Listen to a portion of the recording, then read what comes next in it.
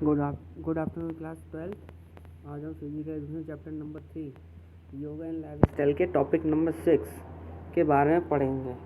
देखो, topic number 6 ज़्यादा hard नहीं है, सिंपल है। टॉपिक नंबर 6 है आपका बैक पेन। बैक पेन का मतलब आप समझते ही होंगे, पीठ का दर्द, या कुछ ऐसा बोल सकते हैं जो पीठ के दर्द के साथ साथ जो हमारे जो कमर से नीचे के दर्द होता है उसको भी लोअर बैक पेन कहते हैं। लेकिन ये दोनों चीज़ आते हैं बैक पेन में। तो बैक पेन क्या होता है? बैक पेन हमारे जो रीढ़ की हड्डी है, यानी पीठ के जो पीछे जो रीढ़ की हड्डी है, स्पाइनल कॉर्ड होता है, उसमें थोड़ी प्रॉब्लम आती है, तो वो होता है बैक पेन।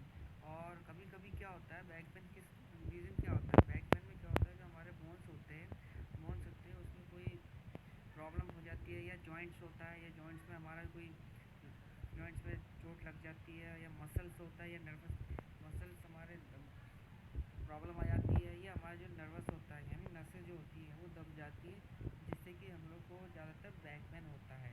कुछ बैक पेन इसलिए होता है जैसे बाई चांस किसी का एक्सीडेंट हो जाता है, तो एक्सीडेंट होने पर क्या होता है, जो चोट होती है, जो चोट लग जाती है पीठ में, तो वो बैक पेन हो जाता है।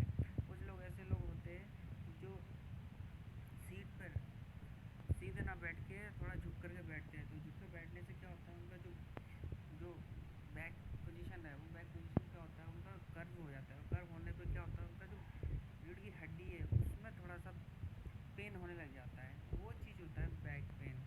बैक पेन तो देख लो, ऐसा कुछ नहीं है कि एक ही पर्सन पे हो, ये पूरे सभी पे भी हो सकता है। हो सकता है छोटे बच्चों में भी हो सकता है, हो सकता है बड़ों में भी हो सकता है, तो जो नवयुवक लोग हैं उनमें भी हो सकता है। क्योंकि ये होता है खाने पीने, रहने सोने और गलत आदतों से ये बैक पेन ज़्यादातर होता है, और कुछ एक्सीडेंट से होता है। तो बैक पेन है, उस बैक पेन को हम कम करने के लिए, यानी पीठ के दर्द को हम कम करने के लिए वो कौन कौन से आसन है, वो आसन के बारे में बताएंगे। तो देखो, पहला है ताड़ासन, उसके प्रोसेस, बेनिफिट और कॉन्ट्राडिक्शन बताएंगे। फिर अर्धमस्तेंद्र आसन, प्रोसेस, बेनिफिट और कॉन्ट्राइंडिकेशन। और चौथा है वक्रासन, प्रोसेस, बेनिफिट और कॉन्ट्राइंडिकेशंस। और सलभ आसन, इसके प्रोसेस, बेनिफिट और कॉन्ट्राडिक्शन के बारे में बताते हैं। तो पहले आता है ताड़ासन। ताड़ासन मैंने पहले ही बता दिया है ताड़ासन किस तरह से होता है। तो ताड़ासन के बारे में मैं बताता हूँ। ताड़ासन क्या होता है, मैं पीक के अकॉर्डिंग बता देता हूँ। पीक के अकॉर्डिंग बता देंगे तो उससे आपको जल्दी समझ में आएगा। ये होता है ताड़ासन, ठीक है। ताड़ासन क्या है, इसका प्रोसेसर क्या है, प्रक्रिया क्या है? इसकी प्रक्रिया है, देखो, stand up in attention positions, lift your arms upwards, stretch your hands upwards, raise your heels and come your toe, also pull up your body upward. After some time, breath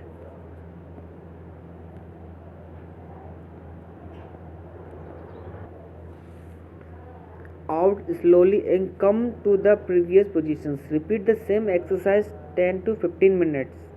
मतलब इसमें क्या है, आपको सीधे खड़ा होना है। सीधे खड़े होने के बाद आपको टो ने पंजों के बल आपको खड़ा होना है, और आपके जो हैंड्स है वो अप करना है, और हम करना है कि आपको बॉडी को स्ट्रेच करना है, और धीरे धीरे आपको सांस लेना है।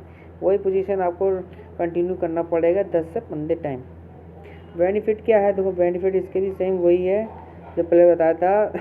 It is the helpful is developing physical and mentality balance, it's reduce obesity, it's it's cuts constipations, it improve body posture, it elevated psychetics, it is a beneficial in treating hypertension. अब आता है Contra indications. Contra indication क्या है, देखो, if you have low blood pressure you should not to this asana. जिसके blood pressure low होगा वो इसको नहीं करेगा। इन केस हेडेक और आइसोमेनिया यू शुड अवॉइड दिस आसन। Individual who suffer from blood circulation problems such as fault walls should not perform this आसन। Simple सी बात है। फिर आता है अर्धमस्तेंद्र आसन। अर्धमस्तेंद्र आसन, इसकी पीक देखिए। अर्धमस्तेंद्र आसन की प्रोसेसर क्या है, देखो, मतलब प्रक्रिया क्या है। The left heel is keep under the right thigh and right leg is crossed over the left thigh. After that, hold the right toe with left hand and turn your head and back to the right side. In this position, move the trunk sideways. Then performs the same आसन is the reverse positions. Simple है, pick देख लीजिए आपको क्या करना है और उसके अकॉर्डिंग चलना है. बेनिफिट इसको देखो, बेनिफिट इसका यही है, it keeps girls bladders and the prostate gland, जो ग्लैड होता है वो हेल्दी रहता है. It hence to stretchability of back muscles. It elevated digestive elements. इट इज a regular secretion. It regulates the secretions of the adrenaline and bile, and those is recommended in yogic management of diabetes. ये इसके benefit है. फिर आता है Contra indication. Contra indications में क्या आता है, women who are 2 or 3 months pregnant should avoid this asana. यानी जो प्रेग्नेंट वुमेन से जो 3 महीने या 4 महीने के उनको ये आसन नहीं करना चाहिए. This individuals who suffer from peptic ulcer, hernia and hypothyroidism should perform these asanas only under expert guideline. यानी जिसको भी पेप्टिक अल्सर हो या हर्निया की या हाइपोथायराइडिज्म हो या कोई भी प्रॉब्लम हो, इसको प्रॉब्लम को करने के लिए पहले अपनी गाइडलाइन लेनी चाहिए किसी अच्छे योगा टीचर से या योगा करने से पहले. ठीक है. फिर आता है आपका वक्रासन. वक्रासन क्या होता है, पीक देख लीजिए, इस पोजीशन होता है वक्रासन. प्रोसीजर क्या है, sit down and stretch your legs straight. Fold the right legs and keep the right legs heel touching the left legs knee. Place your right hand behind your back and left arm over the right knee. Hold your right ankle. Push your right knee as far as possible and while exhaling twist your trunk to the right side. Take sufficient supporting of left arm. Now repeat the same procedure with the left side. Pic देख लीजिए, pick के मैंने बता दिया, उसके according तो आप मैंने बता दिया तो उसी अकॉर्डिंग आप करिए. बेनिफिट देखिए, बेनिफिट भी इसकी सेम वही है. It improve the function of both spinal cord and nervous systems. It prevents and controls diabetes. It strengthens kidneys. It helps in reducing chronic back pain and shoulder pain. It reduces belly fat. ये benefit है. Contradiction है, avoid this आसन इस case of high blood pressure. यानी high blood pressure उनको नहीं करना चाहिए. Individual who suffer from peptic ulcer should not be this asana. यानी किसी को अल्सर बस पेप्टिक अल्सर हो तो उसको ये परफॉर्म नहीं करना चाहिए. दिस आसन should not be perform who suffer from serious back pain. अगर किसी को सीरियस बैक पेन या बैक इंजरीज होती है उस टाइम ये आसन नहीं करना चाहिए. फिर आता है आपका शलभ आसन. ठीक देखिए, आप समझ जाओगे.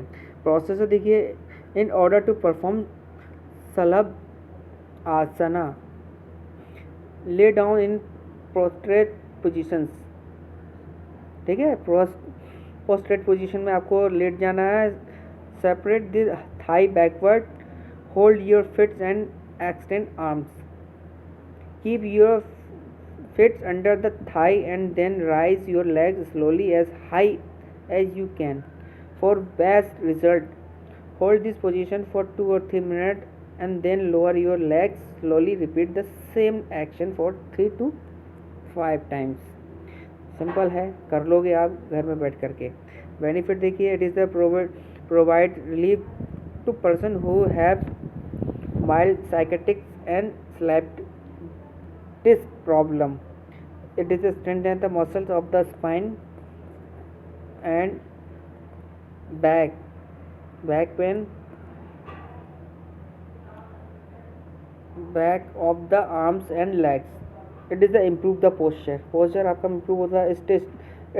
It stimulated abdominal organs. It help in relieving stress. ये चीज़ है. It is a elevated lower back pain. It is help in removing constipations होता है आपका, वो रिमूव करता है. कॉन्ट्राडिक्शन में क्या है? देखो, कॉन्ट्राडिक्शन में people with a weak spine should avoid this asana. यानी किसी का भी कोई बैक स्पाइन हो या कुछ हो, उसमें ये करना नहीं चाहिए. This individuals with the weak heart, had high blood pressure and chronic problem should avoid this आसन. बस यही है, और ज़्यादा नहीं है, बस सिंपल है. आप इसको पढ़ सकते हो, अच्छी तरह से कर सकते हो. थैंक्स.